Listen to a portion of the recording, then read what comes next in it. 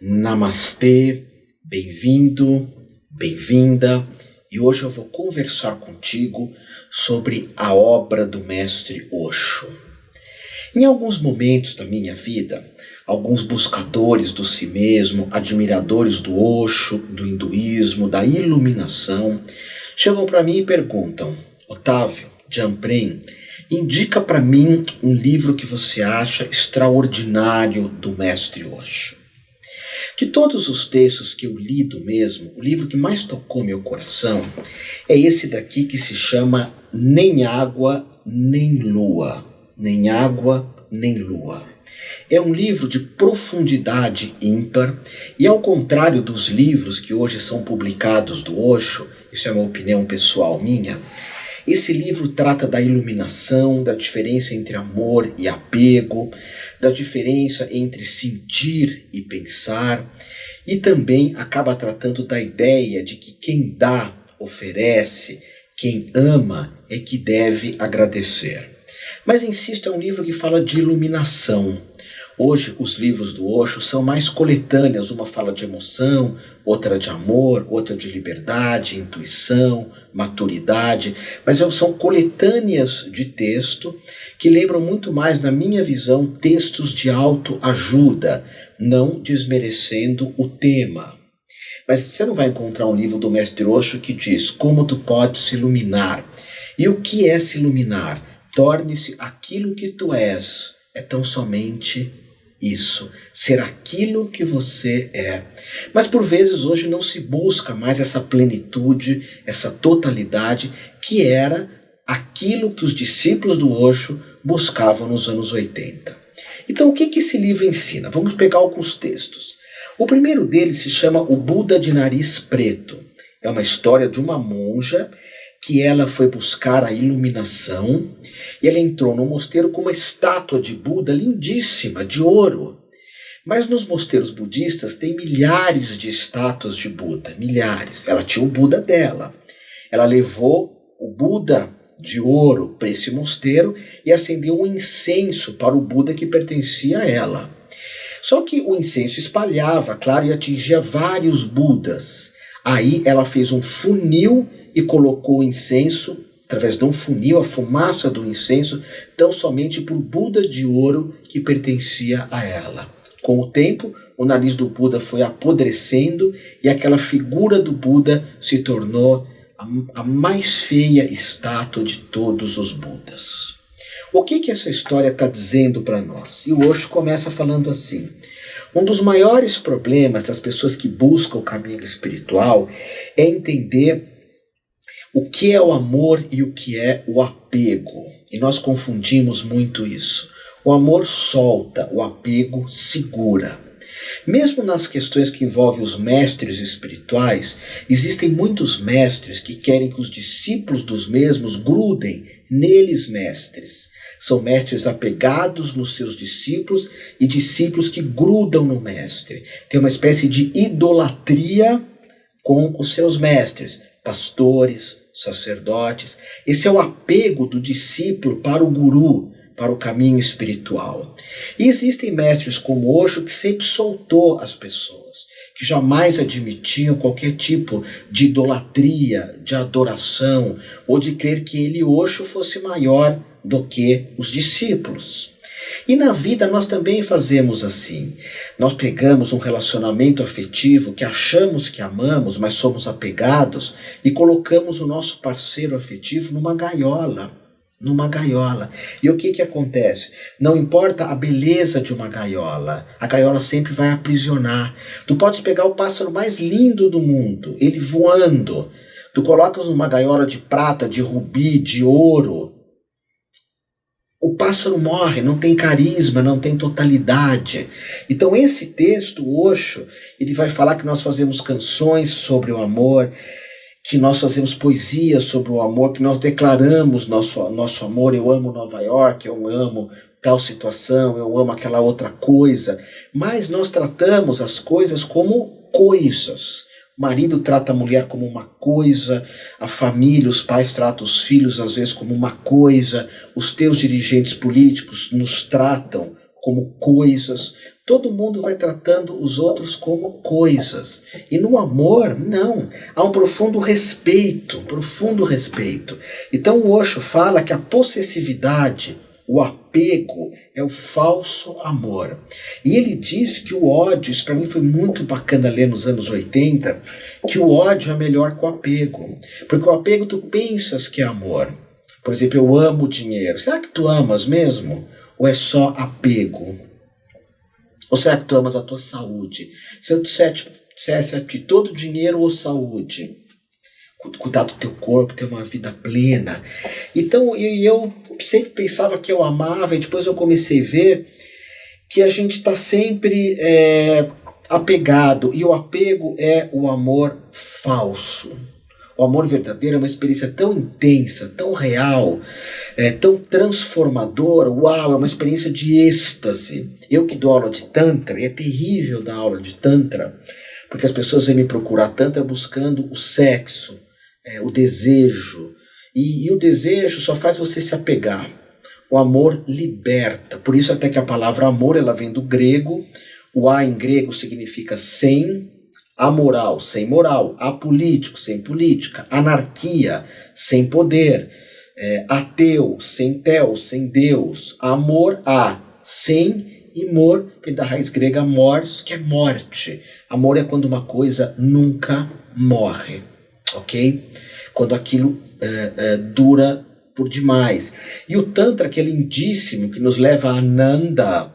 Eu dou uma formação de terapeuta tântrico que busca esse Ananda, essa totalidade, essa plenitude. Por vezes é confundido tão somente com uma realização sexual de alguns minutinhos. E no sexo nós apegamos, tanto que existem pessoas que são viciadas em sexo, em álcool, em drogas, em dinheiro, em corrupção. Então o amor prende, segura, o amor solta, liberta, o apego segura. O amor é confiança, um dissolve no outro. É amor de mãe para filho normalmente. E o Osho diz aqui que o amor tem sido assassinado completamente no Ocidente, completamente. Eu amo meu carro, eu amo tal cidade, eu amo tal coisa. É lógico que é muito mais fácil as pessoas amarem um carro, amarem o dinheiro, amarem um tipo de roupa, amarem um ídolo do rock, um ídolo da música, do pop, enfim, porque não tem intimidade nenhuma, não tem troca nenhuma. E isso não é amor, isso é apego. É a sacerdotisa que pegou o Buda e colocou um incenso no nariz do Buda. E o Buda se tornou o mais feio de todos os Budas, ok? Segundo texto desse livro que eu acho o melhor do Osho, Nem Água Nem Lua. É um texto que diz: quem dá é que deve ficar grato. A história de um mestre que recebe uma fortuna de um discípulo. Aí ele põe de lado. Aí o discípulo fala: mestre, eu te dei muito ouro. O mestre fala: eu sei, está aqui. O discípulo diz: eu dei muito ouro, até para mim é muito ouro, que sou muito rico, estou te dando. E o mestre fala: eu sei, eu pus aqui do lado. Aí o mestre diz: tu quer que eu agradeça? E o discípulo diz: sim, eu estou te dando muito, tu tens que agradecer. E o mestre diz: quem dá é que deve ficar grato. É claro que isso no Ocidente, a ideia de que quem dá é que deve agradecer, e os espíritas levam isso muito a sério, o kardecismo, é uma ideia muito pouco usada. Porque dar, doar, servir, ajudar, repartir é o certo. Segurar, reter, guardar, manter é o errado. E eu escutei isso, eu tinha 20 e poucos anos, quer dizer, todo mundo que me cercava, as pessoas o tempo inteiro querendo reter, querendo segurar, querendo manter. Quanto mais se tem pessoas que são bilionárias, os corruptos têm cada vez mais. E o Osho veio falar: o amor é a via da doação, é o certo, é viver de forma correta. O reter é absolutamente errado. E nós vemos as pessoas retendo, comendo demais, retendo, bebendo demais, retendo, gastando demais. Tudo é para ter. Agora, como que nós podemos pensar nisso quando tem que escolher entre o certo, que é o amor, e o errado, que é o manter? Então, quem dá é que deve agradecer. É lógico que o livro fala muito mais elementos aqui, né? Fala da liberdade, de quem se doa, que quem retém fica o tempo inteiro preso no que tem, uma espécie de tio Patinhas. O livro é muito profundo, nem água, nem lua. Agora, a primeira história do livro fez eu estudar Tantra, fez eu estudar o budismo, que é uma história de uma monja chamada Shiono, que é a história principal, que se chama inclusive Nem Água Nem Lua, essa história, que é o título do livro.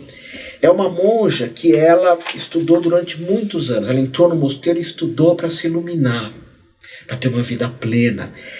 E é interessante que essa Shiono, o nome dela era Shiono, ela era tão linda, tenta imaginar, que ela chegou no mosteiro e o abade falou: você não vai poder estudar aqui, porque você é tão linda que se você estudar aqui, todos os monges vão ficar perturbados de ver uma moça tão linda, não posso te aceitar. Mas ela queria tanto esse caminho espiritual, religioso, ela buscava tanto isso, que ela chegou lá pro monge e falou: eu vou, então, você me aguarda um pouquinho. Ela foi num vulcão e colocou larvas de vulcão no rosto. Ficou com o rosto todo manchado, né, queimado. Eu não sei se essa história é um mito ou não, ou seja, ela abre mão da beleza, da vaidade, e chega lá e fala: e agora, eu posso estudar? Então vocês já imaginaram como essa pessoa busca mesmo o caminho espiritual?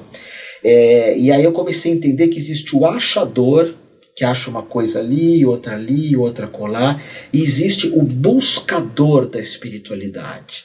Eu vejo isso na minha escola, das pessoas que vão fazer terapeutas. Tem pessoas que querem fazer eu sou um terapeuta, curso de 2, 3 dias, ou que desistem no meio do yoga, do aikido, do tai chi chuan, das terapias, vão largando porque não tem essa paixão. Jesus fala dessa paixão. Ela quer tanto o caminho espiritual que ela queima o próprio rosto. Mas ela fica estudando muitos anos e não atinge a iluminação. Quando ela está velhinha, ela está andando com um pote d'água na mão e ela foi buscar água no poço e ela começa a olhar para o reflexo da lua na água. Imagina ela com um copo d'água, ela olha para a lua, está refletindo na água. E ela começa a pensar que lua linda, que lua maravilhosa, e ela cai no chão e se esborracha. Quando ela cai toda aquela água no chão, a água espalha tudo pelo chão, e ela começa a procurar a lua na água. E ela percebe que a lua não está mais lá. Aí ela olha para cima e olha para a lua real, olha para as coisas como elas são. E ela diz: nem água, nem lua, somente o vazio em minhas mãos. E ela se ilumina. Essa história, o Osho falava que a iluminação é repentina. É lógico que existe uma iluminação que a gente chama do caminho difícil, que você faz yoga, tai chi, que é o caminho que eu sempre segui. Eu gosto do caminho difícil. Te dá disciplina, te dá força, te dá essa paixão, você vive tudo da vida plenamente. E tem o caminho fácil, que é você se aceitar como iluminado. Essas pessoas que têm essa aceitação, o corpo delas quase não mexe, são quietinhas, que é o caminho mais fácil, mas os dois são maravilhosos. E ela teve esse caminho que é o caminho mais do repentino. De repente caiu, nem água nem lua, e ela, teve uma experiência mística, que é o Salmo 54, Tamu Adonai, a experiência de Deus, que São Tomás de Aquino, que foi o maior teólogo católico, ele escreveu muita coisa sobre Deus, volumes e vários volumes, foi o que mais escreveu sobre Deus e sobre Jesus, Tomás de Aquino, até que um dia ele teve uma experiência de Deus, ele se transformou naquilo, não era mais escrever, pensar, conversar. Existem algumas religiosidades que as pessoas falam de Deus o tempo inteiro, mas não se transformam em. E aí São Tomás de Aquino, depois que teve essa experiência, ele nunca mais escreveu nada, nunca, porque disse: não tenho o que falar, não tenho o que escrever, nada pode ser dito. Então a monja olhou aquela água ali, ela estudou por muitos anos. Ela estudou filosofia, estudou, a mente dela estava cheia de coisa. A mente era aquele baldinho cheio d'água, só com reflexos. Tu vai estudar sobre a Holanda, mas você nunca foi lá. Tu vai estudar sobre a Índia, mas tu nunca foi lá. Tu vai estudar sobre Tantra, mas não tem uma iniciação, não teve com mestre, não tem uma linhagem. Tu vê só o lado de fora. E de repente aquilo cai e ela diz: somente o vazio em minhas mãos. Quando eu li isso, eu comecei a perseguir de tudo que é jeito o que é o budismo, o que é essa iluminação. E uma resposta que eu tive foi no Reiki. Interessante isso, né? Uma resposta foi no Reiki, que a ideia do Reiki é que muitas pessoas... Bom, vamos por parte, né? Eu dou aulas de Reiki já fazem 24 anos, que é a idade da minha filha. E eu sou fascinado pelo Reiki, sou fascinado. Tem muitas técnicas de posição de mãos, de energia que vem da Califórnia, vem da Inglaterra, dos Estados Unidos, que ficam 1 ou 2 anos e desaparecem. O Reiki tem uma linhagem budista, uma linhagem de mestres. Japonês, quando mexe com coisas de cura, faz muito bem feito. Seja o shiatsu, japonês, chinês, tuiná, kung fu, karatê, tudo isso é muito bem feito. Kenjutsu, que é a arte da espada, que eu treino, com o sensei Ricardo Kanashiro, você tem que ter um nível de exigência. Tu pode inventar um monte de coisa. E o Reiki é muito... Eu dou muitas aulas, eu nem anuncio aqui na Rádio Mundial o Reiki, porque é sempre lotado. E muita gente mesmo. E eu fico... Tenho muita... Quando eu termino de dar um curso de Reiki, eu agradeço demais as pessoas por confiar em mim, confiarem no Reiki. É uma técnica extraordinária. E alguns abandonam porque não praticam. Você precisa praticar aquilo. E outros porque têm expectativas que o Reiki cura tudo. E não, longe disso. Aliás, eu nunca... Eu estou aqui na Rádio Rádio Mundial há 28 anos já. Eu nunca falei de cura, que eu tenho muito medo dessa palavra cura. Porque não dá para curar tudo.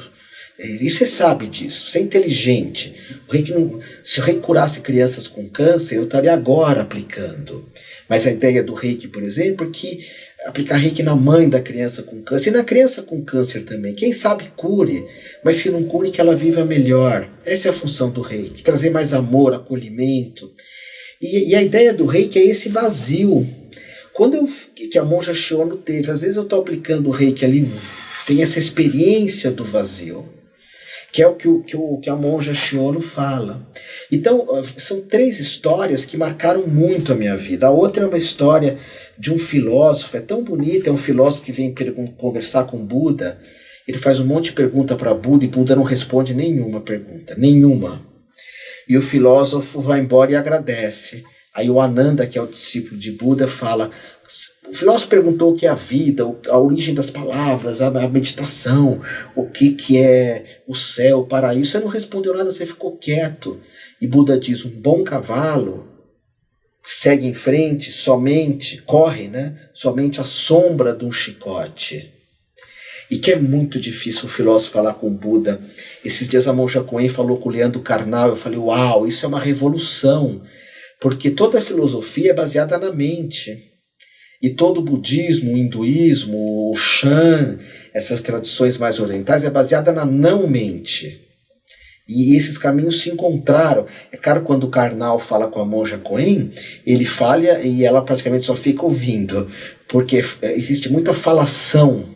Não que esteja errado, mas a filosofia é mental, é verbal. Na Grécia eles conversavam no parlamento, de falar. E os budistas nos parlamentos budistas ficam só em silêncio. Então o Osho nessa história foi muito importante, porque eu gostava de ler muito, eu ainda gosto, mas eu achei que eu podia me iluminar pela leitura, estudar, ler, encher a cabeça de coisa. E Buda chega e propõe o silêncio, ok? Então fica aí a dica para quem tem me perguntado. É lógico que não é só esse livro, tem a Semente de Mostarda, que é extraordinário. Mas esse dos livros antigos foi o que mais me tocou. São 10 discursos. Eu falei aqui para você de 4 discursos que tocaram minha vida e espero que isso possa te ajudar. São 10 histórias e o Osho interpreta essas histórias. Ele era um mestre extremamente inteligente. Sempre eu tinha dúvidas, falava: será que o Osho é o iluminado, é o mestre? Depois eu entendi que mestre é gente como a gente. Que a gente tem a impressão que o mestre é alguém que só fala de Deus, de amor, usa roupa indiana, deixa uma barba branca enorme. Se for mulher também usa uma roupa branca, uma mochilinha, e sempre fala de Deus e amor. E o mestre fala de Deus e amor, de impermanência, fala de sofrimento, de às vezes está irritado, às vezes está bravo, às vezes está amoroso. O mestre é tudo, é pleno, assim como você é e eu também. Importante regar essa plenitude e não recalcar. E eu achava que o Osho era muito bravo, muito irritado, como um mestre pode ser assim. Depois eu sei que é 100% assim. Até Chico Xavier se irritava, Dalai Lama, que é um mestre de verdade mesmo. E eu sempre, quando eu brigava com o Osho, eu falava assim, será que ele é um iluminado mesmo? Mas depois eu percebi que mesmo que não fosse, não sei se é, não sei o que você pensa, fez muita bobagem, sim, fez muita coisa boa. O iluminado erra muito. Mas era um cara muito inteligente. Esse livro está a inteligência dele, ok? Se tu gostou desse discurso também, tu pode vir fazer o reiki, que eu dou essas formações na Humaniversidade. Minha escola é humaniversidade.com.br. humaniversidade.com.br. E lá nessa escola, eu dou reiki como os budistas dão, buscando esse vazio, esse silêncio, com muito respeito, vendo o reiki como algo sagrado, como algo divino. Aliás, toda a minha escola, né, é baseada nessa visão do sagrado, do transpessoal. Jamais fazer um comércio de toda essa visão espiritualista e nem da área terapêutica, que por vezes você vê muito comércio. Então nós temos formação de naturopatia, são formações longas, precisa ser um terapeuta de verdade, não um terapeuta meia tigela, que quer tudo meio miojo, tudo muito rápido, como diz hoje o Bial e o Cortella. Temos formação em yoga, formação em Qigong, formação em astrologia, muita coisa online. Você que está me ouvindo aqui pela Mundial, hoje a Mundial pega no Brasil, no mundo inteiro, né, pela internet, Facebook, enfim, mas tu pode estar me escutando aqui também no Facebook da Humaniversidade ou no YouTube, no canal do YouTube da Humaniversidade, que é cheio de vídeos dando ensinamentos, ensinando uma série de coisas. Tu pode se cadastrar lá. Sim, tem algumas propagandas, mas a ideia é sempre oferecer algo, porque quem dá é que deve agradecer. Doar é certo, segurar é errado, manter é errado. Se isso fosse passado para todas as criaturas do mundo, ninguém ficaria segurando tanto. Que a minha utopia, que não haja mais ricos nem pobres. A minha irmã Diana, que é a diretora da Humaniversidade, ela fala que eu vivo no mundo de Bob. Mas é a minha utopia. Utopia não é para a gente ver realizada, é para a gente andar. Lógico, um vai ganhar mais e outro menos. Mas todos meio classe média, nem ricos nem pobres, porque quem dá é que deve ficar grato. Vocês devem estranhar porque eu olho tanto para cá, porque é o relógio que fica marcando, eu tenho mais 1 minuto, então eu vou passar para vocês o site da Humaniversidade, que é humaniversidade.com.br, e isso no Face e no YouTube tem várias aulas, se tu gosta do meu discurso, do que eu aponto. Mas como estou falando do Osho, não se prenda a mim. O que eu falo aqui é para ti, ok? Tu tens que buscar a plenitude, tu tens que viver dando mais do que retendo, entendendo a diferença entre amor e apego. Perceber que a espiritualidade não é aqui, é no coração, não é na cabeça, é no coração.